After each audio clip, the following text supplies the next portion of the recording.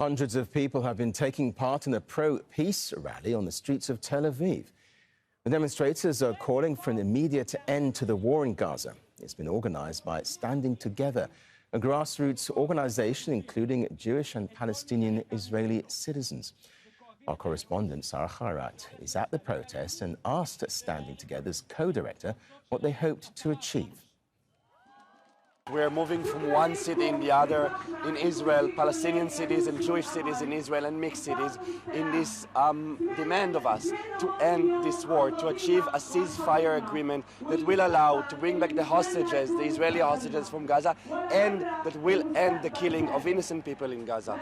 We understand that this way of wars, one war after the other, has achieved nothing. It's achieved only destruction and death and more hatred between the people. And we are here to say that only a way of Israeli-Palestinian peace, ending the occupation, achieving a reality of equality and freedom and independence to everyone on this land, only this will achieve security to me as a Jewish Israeli citizen.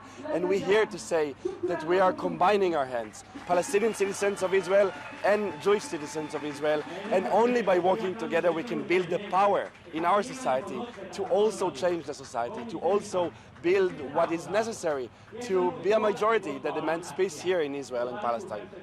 And who do you think is actually going to be listening to this when polls in Israel are showing that there's an overwhelming support for the war in Gaza? You already had some people heckling you just earlier, saying, shame on you, we have troops being killed. How much do you think you can achieve in getting that message? How will you convince the masses for a political solution moving forward, away from the deaths and destruction? So we are growing. The movement is growing. Standing Together is a grassroots Jewish-Palestinian movement in Israel that has been growing since the war started because of our message of alternative to this war, of Israeli-Palestinian peace, of ending the occupation. And we understand that we cannot take the moral high ground and lecture, to people and tell them, no, you're racist or you're fascist. No, we need to talk about also the interest of Israeli citizens to end the occupation, to achieve security. This way of controlling millions of people that are not Israeli citizens, Palestinians living under the occupation of Israel, cannot bring us security. It can only bring us resistance and violence, and we see where it led us. Well, earlier on Thursday, hundreds of young Israelis attended another rally near the Knesset in West Jerusalem, demanding the government do more to secure the return of captives being held in Gaza.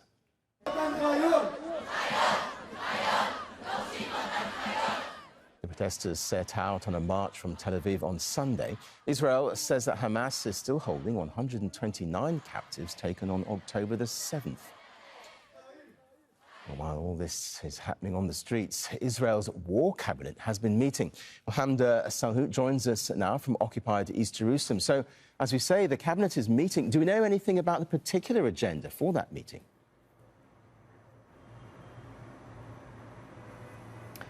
Israel's war cabinet convening this evening with a few items on the agenda. The first is actually discussions for a Qatari proposal for a deal to release Israeli captives in exchange for Palestinian prisoners. Now, the Mossad chief, David Barnea, is said to be in this meeting to discuss the details of that proposal. But also on the agenda, what was supposed to be discussed this evening between Prime Minister Benjamin Netanyahu and his war cabinet, they were supposed to talk about what's going to happen the day after the war, as Israel refers to it, quote, the day after Hamas. However, there have been several objections among Netanyahu's own coalition within the government itself to have these discussions. And Israeli media is now reporting that the prime minister has succumbed to that pressure, and those discussions will not happen just yet. But it was previously reported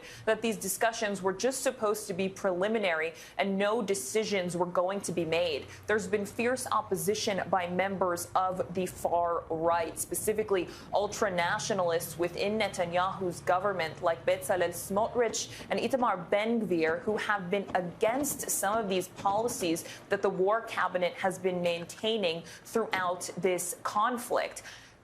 Smotrich and Ben-Gvir are also not part of the makeup of the war cabinet, and they had previously demanded to be part of it because they had been objecting to some of these decisions that Netanyahu and other officials were making. But still, they are not part of the war cabinet, but they are still part of Netanyahu's government coalition. And if they left that coalition, it could supposedly fall apart. So there are a lot of different pressures Netanyahu is under. But this evening, there is internal political pressure between him and his own government. Hamda, thanks very much indeed for that update.